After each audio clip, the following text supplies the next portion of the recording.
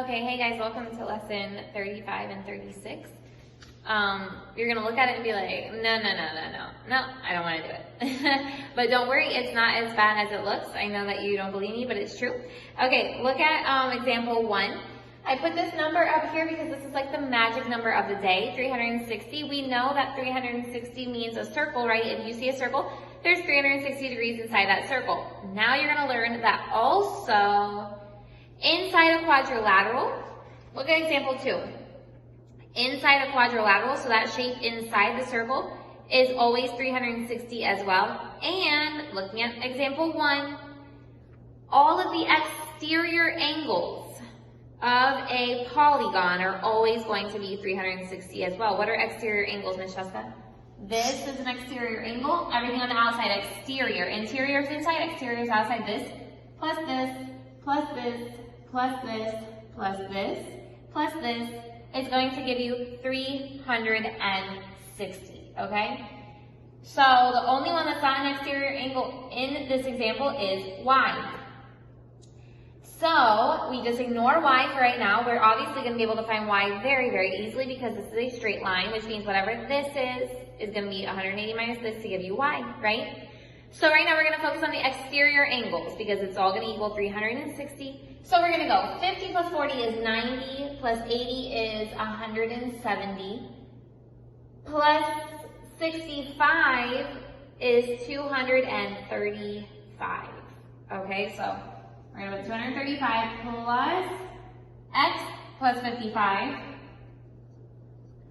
plus x, okay, because those are the unknowns, equals 360, right? Okay. Let's recap that again. Besides, I'm going to check my math one more time. 50 plus 40 is 90, plus 80 is 170. 170 plus 65 is going to give you 235. So that's what we have right here. And then plus x plus 55. So 235 plus 55 is going to give you 290. Plus x is 2x equals 360. So minus 290 is going to give you 70. 2x equals 70, so x equals 35. When we know that x is 35, we're going to go down here and put 35 here. So 35 plus 55 is 90. So that means that 180 minus 90 will give you y, which is 90. Okay? So don't block your mind, because I know that some of you are like that, and it's okay. All of our minds work differently. Okay, but don't block your mind. Just remember, all the exterior angles add up to equal 360. So no matter how ugly this problem looks or how weird it looks, it's really not as hard as it sounds, right? It's just all the exterior angles added up equal 360, then solve for x. Once you know x, then you solve for the other angles that you needed to know. That's all, okay? So here we go, let's do example 2. Okay guys, on this one we could complicate it or we don't have to. Here's what you need to understand. One thing that you may not know is that yes, these have to add up to equal 360 inside the quadrilateral, but also that these opposite angles add up to 180, okay? So let's do the x and the y first. It's super easy. This plus this is going to equal 180. So 75 plus y equals 180. So obviously 180 minus y, 75 is going to give you y.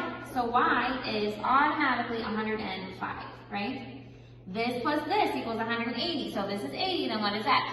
100. That's a beautiful, beautiful relationship.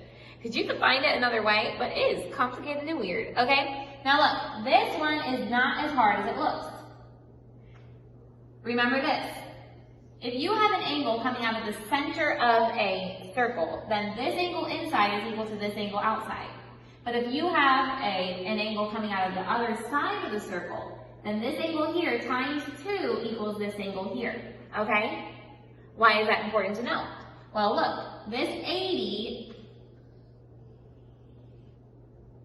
has a relationship with this angle outside.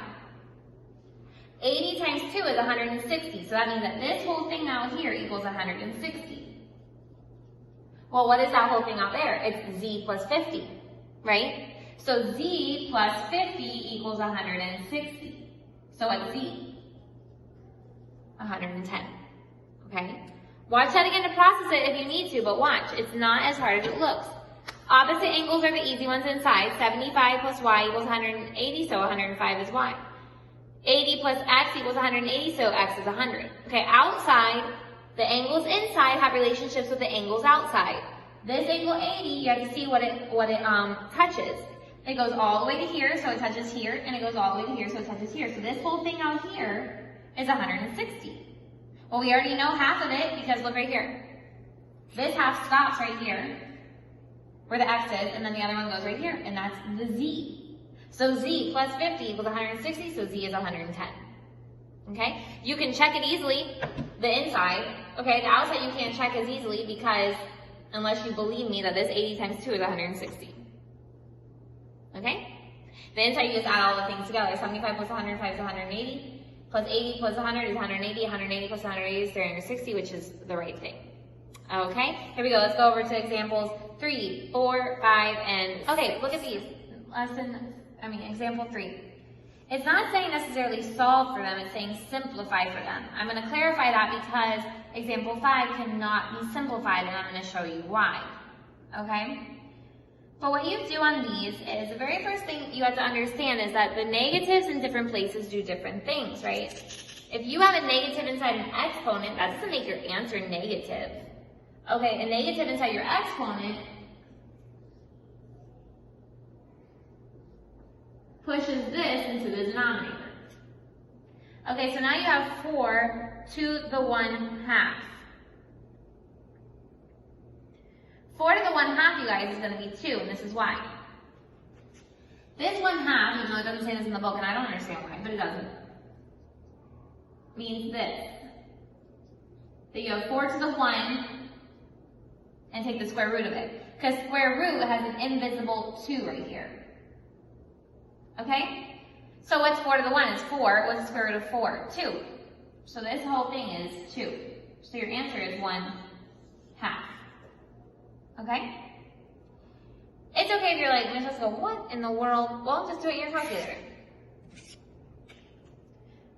You're going to have to know it eventually, but this is not a lesson. That's okay. 4, right? Then you put this little triangle button right here because that's the exponent.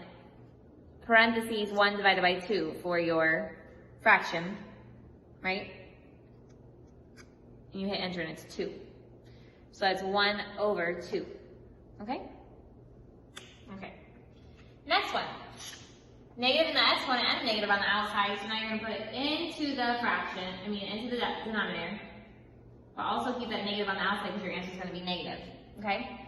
27 to the 3rd. 27 to the 3rd is like this. Same thing. 27 to the 1, but now it's the cube root. Cube root. You guys know how to do cube root. Cube root is what times what times what equals 27. 3 numbers multiplied together equal 27, and the answer is 3. Okay? So now your answer is going to be negative 1/3.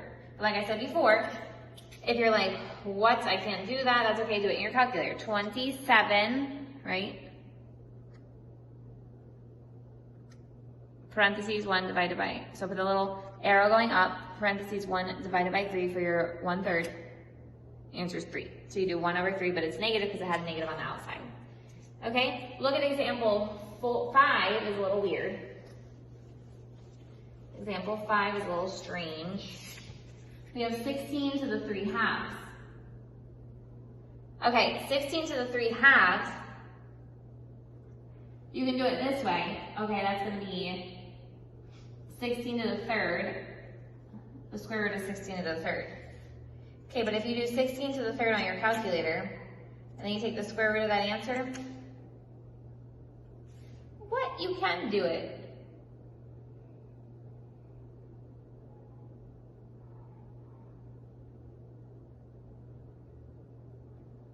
You can do 16 to the 3/2.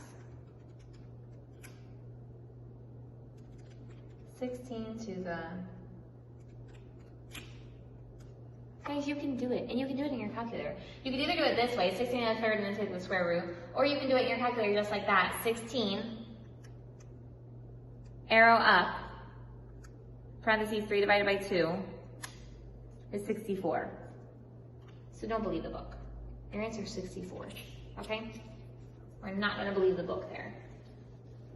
Okay, and then, so let's do example 6. Okay, this one's going to put it into the denominator. Don't forget your negative on the outside. So now you have the cube root of 8 to the second, okay? Or just do it on your calculator. You're gonna get the exact same thing, 8 to the second. 8 squared is 64, square root of 64 is 4, cube root of 64 is 4. But just doing your calculator, 8, arrow up, parentheses, 2 divided by 3. You're gonna get 4, so your answer is negative 1 over 4. Okay? There you go. Let's do our practice. And we're gonna do it together today. Okay, we're gonna do it together today because, look at it, it's weird. Okay? The sum of the interior angles in a 14-gon. The sum of the interior angles in a 14-gon. The reason why I didn't mention this before is because it wasn't going to help you in any of your examples. But go over to page 157. At the very top of page 157, it says, from this we see that the sum of the measures of the interior angles of a polygon of n sides is n minus 2 times 180. N minus 2 times 180. Okay, so here we go. Ours is a 14-gon, so this is 14. 14 minus 2 is 12. So it's going to be 12 times 180 is your answer. 2,160. That's going to be the sum of your interior angles. Okay, that's letter A. Letter B. Find the sum of the exterior angles. Find the sum of the exterior angles of a 14-gon. Well, go back over to page 157. Let me remind you, look what it says. Right under what we just said, we can also find the sum of the measure of the exterior angles. The sum of the measure of the exterior angles of any polygon is 360. So what's your answer for letter B? 360. Okay? Look at letter C. If you have a calculator, you could just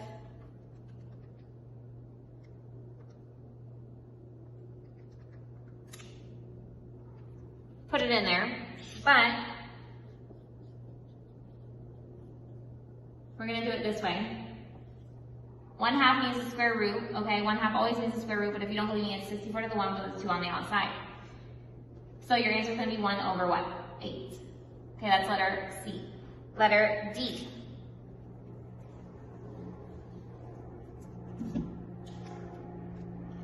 (64 to the 2/3). That's going to be 64 to the 2 and the cube root of that, okay? Wait, sorry, that one you do need your calculator for. And take the cube root.